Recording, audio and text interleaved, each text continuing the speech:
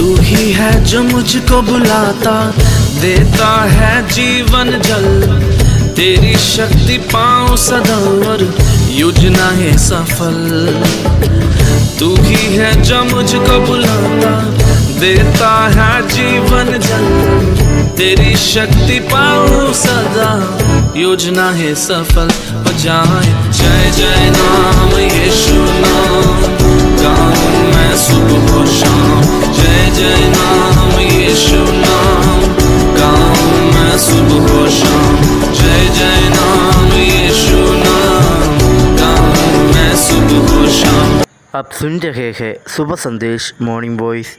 अब प्रफुल्ल दास वर्गीस जी से राजस्थान से वजन से बांटा जाएगा। परमेश्वर के बगुले नाम की महिमा करता हूँ। एक बार और सुबह संदेश कार्यक्रम में हम सबको स्वागत करते हैं। आइए आज के विचार के लिए हम निकालेंगे पहला यूहन्ना की पत्री दूसरा अध्याय 12 से 14 आयत तक। 1 जॉन चैप्टर 2 वर्स 12 to 14। वह समय की कमी के कारण मैं पहला आयत जो 12वीं आयत में पढ़ना चाहता हूँ। हे बालकों, मैं तुम्हें इसलिए लिखता हूँ कि उसके नाम से तुम्हारे पाप क्षमा हुए हैं। प्रभु के नाम की महिमा हो। जब इस 12 से 14 आयत तक जब हम देखते हैं तो इस आयतों में 3 प्रकार के लोगों को 6 बात प्रभु के दास या प्रभु के चेले यूहन्ना यहाँ याद करवाता है। मतलब 3 प्रकार के लोगों को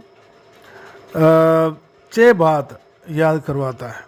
ये क्या क्या है इसके बारे में हम थोड़ा देखेंगे, थोड़ा मेडिटेशन के रूप में इस बातों को हम देखेंगे। 3 प्रकार के लोग कौन कौन है इसमें हम देखते हैं कि पहले एक बालकों को बताते हैं, दूसरा हे पितरों जैसे जो बात करके बताते हैं, तीसरा जवानों के लिए बताते हैं। ये तीनों कैटेगरी के लोग मतलब इंसान होता है। इंसान की 3 कंडीशन है। एक तो पहले बालक, इसके बाद पितरे हो जाती है और इसके बाद जवान हो जाती है। मतलब तीनों जो कंडीशन है, अवस्था जो है एक मनुष्य के लिए होता है। जो मनुष्य पहले बच्चे होता है, इसके बाद में जो मतलब बुजुर्ग हो जाते हैं, जवान हो जाता है। मतलब है ये जो मनुष्य है, मनुष्य को 6 बात याद करवा रहा है। जब वो पले हो, छोटा हो, जवान हो, जो बुजुर्ग हो, ये कोई भी हो, इसको 6 बात याद करवाते हैं। ये पहली बात क्या याद करता है, यही है कि तुम्हारे पापों का क्षमा हुए है। जहाँ प्रभु यीशु मसीह का दास यूहन्ना बताते हैं, इसलिए मैं तुम्हें लिखता हूँ। मैं तुम्हारे लिए ये पत्री लिखने का उद्देश्य यही है कि ये उसके नाम से, प्रभु यीशु मसीह के नाम से तुम्हारा पापों का क्षमा हुए है। कैसे क्षमा होते हैं वो हम कई बार देखे हैं और हमें मालूम है। और यीशु मसीह क्रूस पर हमारे पापों के लिए मरा था, जिस पर हम विश्वास करना पड़ता है और इस यीशु मसीह को अपना जीवन में उद्धारकर्ता स्वीकार करना पड़ता है। और यीशु मसीह का लहू से हमें शुद्ध होते हैं, ऐसा विश्वास करना पड़ता है। तो उससे हमारा पापों की क्षमा हुई। अभी हम पापी नहीं है, लेकिन हमारे जीवन के अंदर कमियां घटियां आते हैं, कमजोरियां आते हैं, गलत पाप आते हैं। लेकिन इस पापों को हम प्रभु के सामने पश्चाताप करके हम जैसा हम पहला यूहन्ना की पत्री पहला अध्याय की 9वीं आयत में भी हम पढ़ा था, यदि हम मानता है, अपना पापों को मान ले तो वो हमारे पापों को क्षमा करते हैं और हमें सब अधर्म से शुद्ध करने में विश्वास योग्य और धर्मी है, मानता है तो। और इधर हम देखते हैं कि हमारा पापों की क्षमा हुए है। जब पापों की क्षमा हुए है, इसलिए हम परमेश्वर का संतान कहला जाता है। जब तक पापों की क्षमा नहीं मिलता है, तब तक हम परमेश्वर का संतान नहीं हो सकता। और परमेश्वर किसी को कर्जा में लेके नहीं रखते, मजदूर के रूप में लेके नहीं रखते, या लेबर या कोई भी पार्टनर के रूप में लेके नहीं रखते हैं, या परमेश्वर के लिए कोई बिजनेस करने के लिए लेके नियत रखते हैं, लेकिन परमेश्वर अपनी मनुष्य का पापों को क्षमा देकर अपने संतान बनाना चाहता है। और हम यूहन्ना की सुसमाचार में यही हम देखते हैं, देखो परमेश्वर का अपना एकलौता पुत्र दे दिया ताकि हम जो कोई पर विश्वास करे बगैर नाश ना हो परंतु अनंत जीवन पाए। तो परमेश्वर का संतान होना परमेश्वर हम चाहते हैं, और इसलिए प्रभु मसीह का लहू हमारा पापों को क्षमा देते।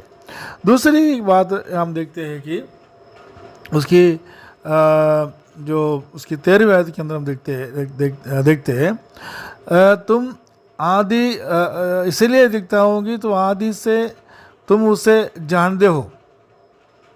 हमें याद दिलाता है हम उसे जानते हो, हम प्रभु मसीह को जानते हो।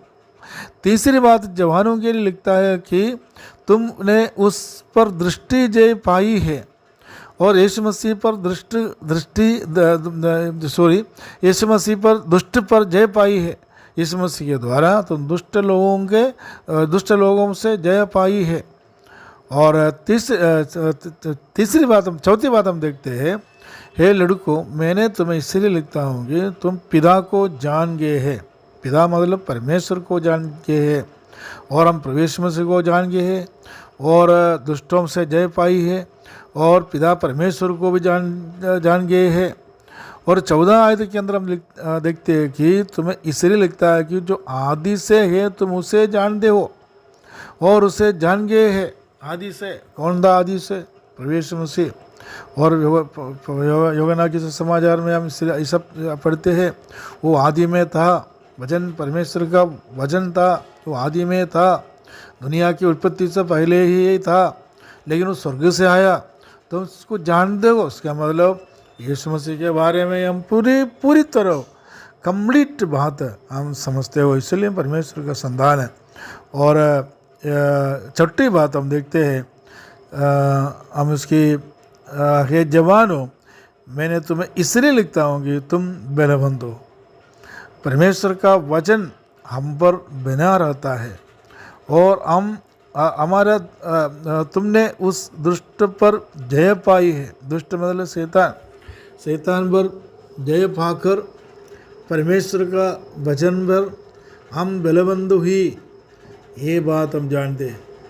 मतलब 3 प्रकार के लोगों को ये चिट्ठी लिखे यहाँ यूहन्ना बताते हैं कि 6 बात हमें याद दिलाता है, और ये 6 बात, ये तो हमारा पापों की क्षमा हुई।